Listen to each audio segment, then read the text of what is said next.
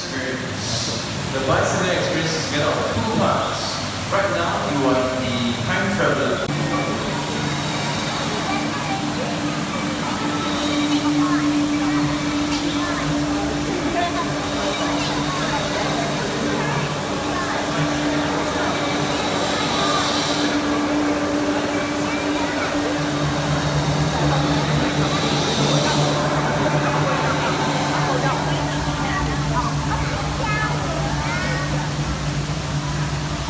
Over 1,000 years ago, a period of warming causes stronger monsoons. Himalayan glaciers melt. Overflowing rivers boost agriculture, population and trade.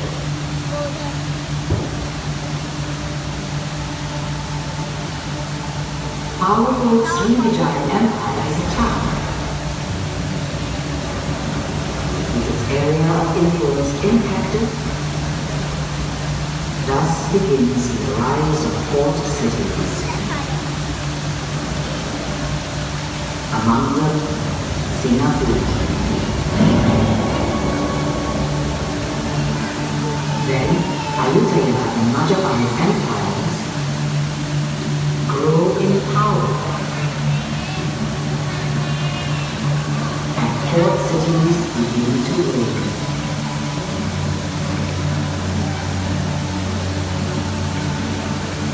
Singapore, affected by stormy squalls, labeled a Balsa Punera, a place where voyages are interrupted, ships steer away. A little ice age sets in. Singapore fades.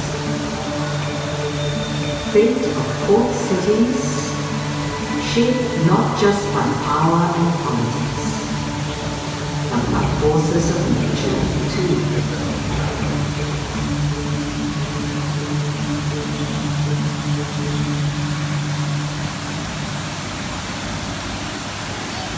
Ladies and gentlemen, The journey begins 700 years ago. Southeast Asia is a world of winding waterways with ancient empires like Srivijaya and Majapahit.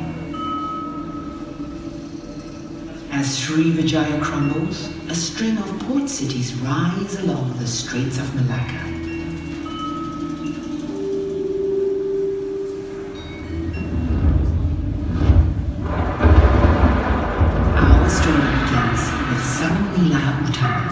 The young prince from Palembang, sanctified as Sri Tribuana, Lord of the Three Worlds.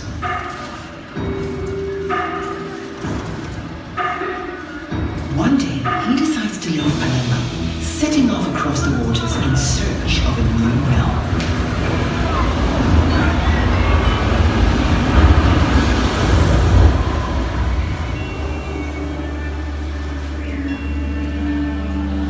Storms miraculously steer Sang Nila Utama to the island of Tamasi.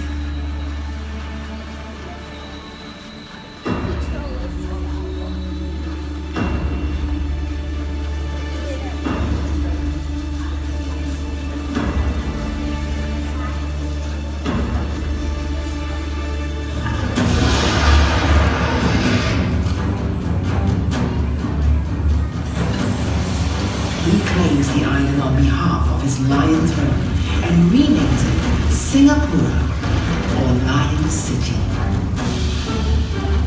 Sang Nila Utama establishes and builds a thriving kingdom and reigns for the next 48 years until his death in 1348. As many as 10,000 people are living here in Singapore during this first glorious period of her history. The next ruler to impact the fate of Singapore is Parameswara, whose rise to power remains a point of contention to this day. In one historical account, Parameswara is a Palembang prince who flees to Singapore after a failed rebellion, but returns to kindness by killing his host and taking over the throne. Or shall we remember him instead as Iskandar Shah, believed to be the direct descendant of Samila Utama. Despite his strong rule, he struggles to make Singapore flourish. The port is crippled by stormy squalls, smashing into the harbor, lashing and ripping apart ships moored there. Singapore is dubbed a falsa demora, or a false sanctuary, by the Portuguese. But what causes Iskandar Shah's eventual downfall appears to be a personal vendetta. He accuses a concubine of adultery and humiliates her in public. This leads to the woman's father, Iskandar Shah's chief minister, exacting revenge by plotting with enemy forces from Majapahit. Forced to flee for his life, Iskandar Shah heads north, finding refuge in Malacca. Thus, the kingdom of Singapore loses the last of its 5 kings, dimming the island's first golden age. But Iskandar Shah starts afresh by founding the Malacca Sultanate, establishing it as one of the most important in Southeast Asia. As Malacca's fortunes continue to rise, China takes a keen interest in this region, sending Admiral Zheng He to explore opportunities. New China formalizes relationships with Malacca and grants it protection from Ayutthaya and Majapahit forces. Meanwhile, Singapore grows in strength alongside Malacca as a vital naval base with Orang Laut warriors and powerful cruisers.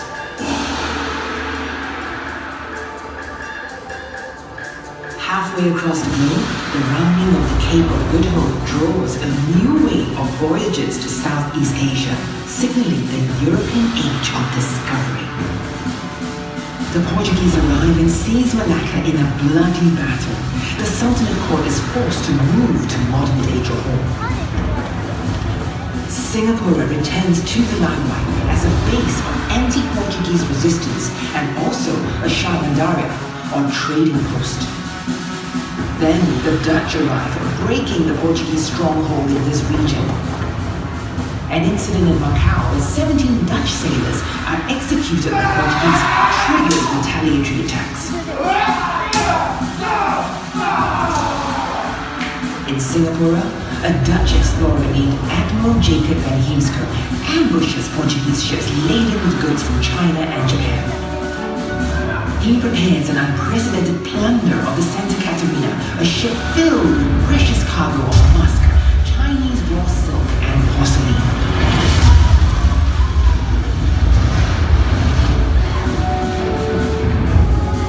The Santa Catarina and its cargo are taken back to Europe, where it stirs up even greater interest in the wealth and promise of Southeast Asia.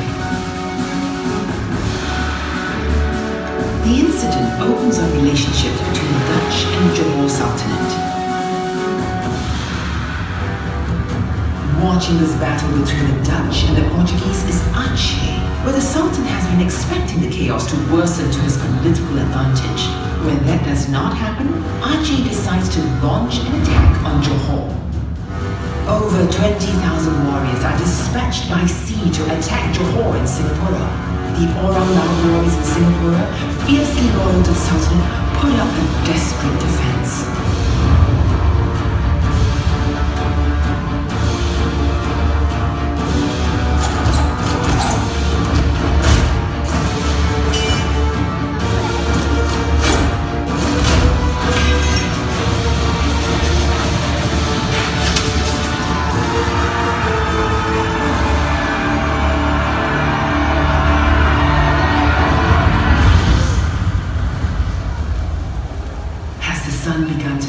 For Singapore. Since the 17th century, the Dutch have been aggressively building the monopoly in the East Indies. In a bid to break the Dutch stronghold, a 38-year-old British officer from the East India Company set sail into the eastern seas on board the Indiana. His name is Stamford Raffles, and he is determined to find that one free port on the seas.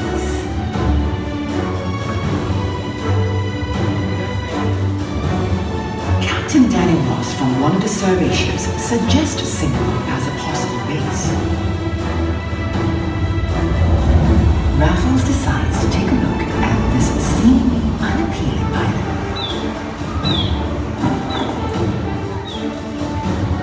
Accompanying Raffles is Major William Farmer, who will turn out to be a key player in the events that follow. On 28 January 1819, Raffles and Farquhar set foot on the island and established ties with Abdurrahman the Temenggor. Raffles and Farquhar craft a treaty of friendship and alliance to formalize British presence on the island. The Singapore Treaty is signed on 6 February at an elaborate ceremony appointing Tengku Long as the new Sultan of Singapore and permitting the British to set up a trading post on the island. In 9 days, Raffles and Farquhar changed the destiny of the region.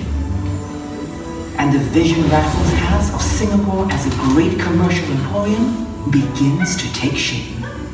Over the next 4 years, it will be Farquhar who shapes the growth of Singapore, from clearing mangrove swamps to constructing aqueducts for water supply to building roads and bridges.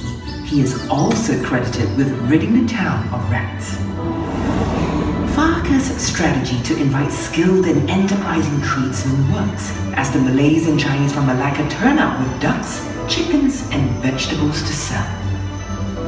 While his efforts to clean up and build a new town win the respect and admiration of the migrant settlers, Farquhar diverges from Raffles' instructions, leading to an eventual falling out between them. Raffles excludes Farquhar and sets up a committee to look at a plan for development.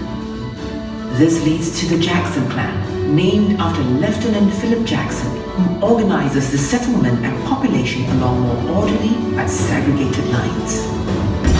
With the signing of the Anglo-Dutch Treaty in 1824, the Dutch give up their claims to Singapore. Singapore grows exponentially as a free port. Ships come from near and far, bringing wave upon wave of traders, explorers, and settlers. Singapore becomes a vibrant marketplace with peoples from everywhere. Inhabitants of the Malay world, the Boyanese, Minangkabaus, Javanese, and Bugis arrive alongside the Arabs, Armenians, Jews, South and North Indians, Chinese, Scottish, and the English. In Chinatown, merchants Tan Tock Seng and Xia Yuqian work alongside Syed Omar Al-Junaid.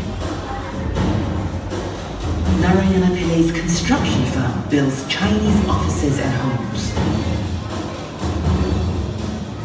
British traders Alexander Guthrie and Edward Brewster work with Chinese and Parsi businessmen, while Tan Kim Cheng, the elder son of Tan Tock Seng, works for Guthrie's firm.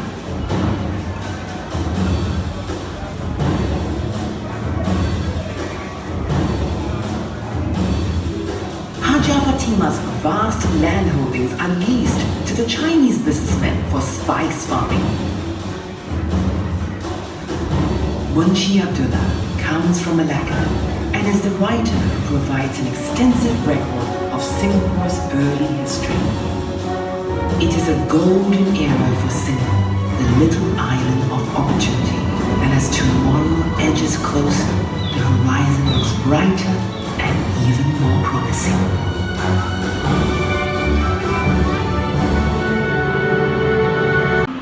The new Diana is not just a war vessel that helps fight piracy, she is also a symbol of change.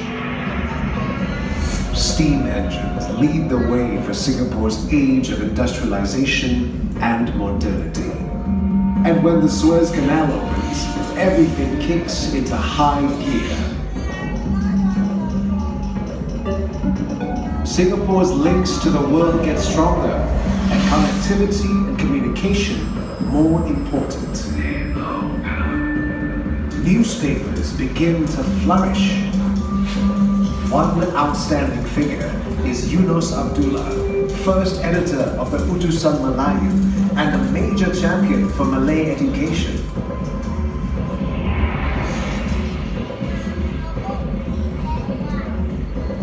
In 1923, the causeway opens, bringing a new surge of trade from Malaya. By the time train services start, Singapore's status as an important hub is seen. With her strategic position and hard-working dock coolies, Singapore becomes the perfect global port. Singapore is also a regional center for Muslim pilgrims, led by companies like Alsagoff Steamship. With every new connection comes improvements to city life. Businessman Tan Kim Seng starts an initiative to provide public waterworks and later has a fountain erected in his name. People come from all over, adding their unique cultures to the melting pot. It's a dynamic era for diversity.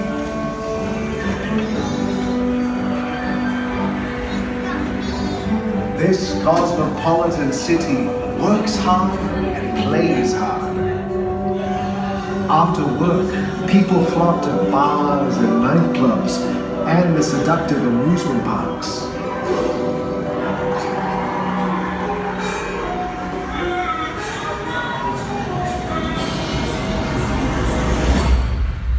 But beneath the shimmer and shine lurk darkness and disquiet.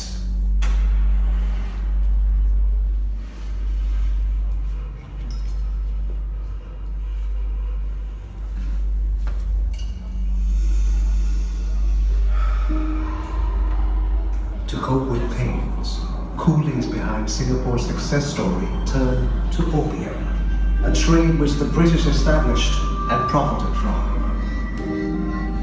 In a bid to help opium addicts, Dr. Lim Boon Keng, an English-educated Straits Chinese leader, starts a rehabilitation center. But the working classes face other social problems: prostitution, gambling, malnutrition, and poor sanitation, prompting businessman Tan Jiak Kim to open a medical school. Also attempting to improve conditions is William Pickering, protector of the Chinese.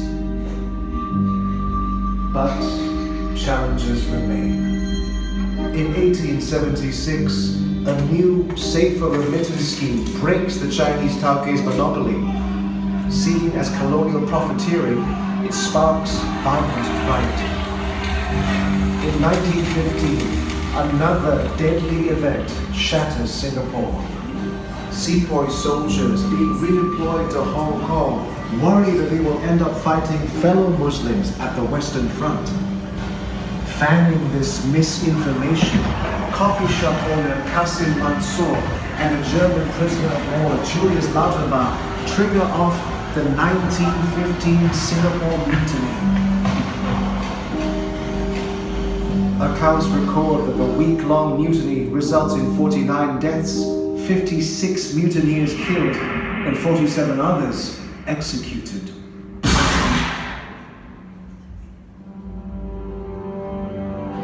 Even as the Japanese threat loomed abroad, public anxieties quickly abated when the British dispatched 2 warships to Singapore. Perhaps there is nothing to worry about.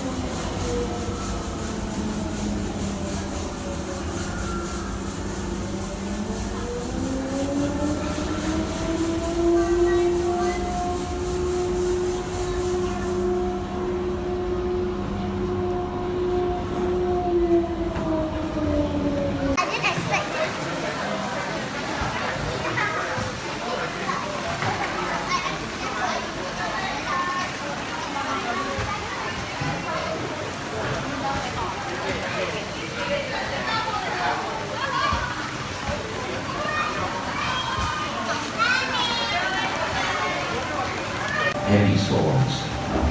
Rain has always been a part of the Singapore story. Clouds of uncertainty hang overhead as Singapore struggles to stand on her feet. Throughout the colonial period, we were never governed as part of Malaya. It's not surprising that later, just 2 years after the merger with Malaysia, we would part ways.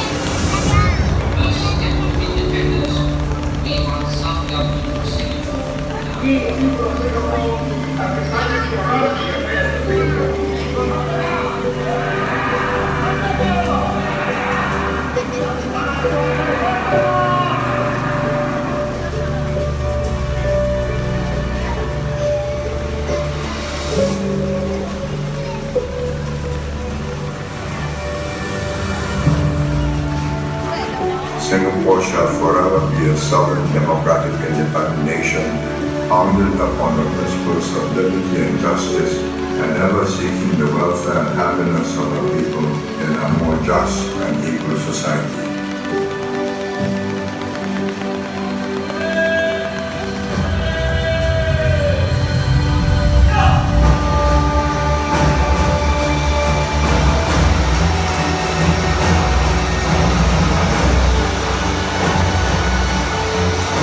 It is August 9th, 1968, and we are here at the Padang, where spectators and contingents are standing in pouring rain. Despite the stormy weather, there is a strong sense that we are all in this together. No one is going anywhere. On this great day in March 2015, thousands of everyday Singaporeans have braved heavy rains to pay their last respects to the nation's founding Prime Minister. Rain has always been a part of the Singapore story. Being a sum of all our diverse cultures? Or is it being resolute and always charting our unique destiny? Maybe it's a bit of both.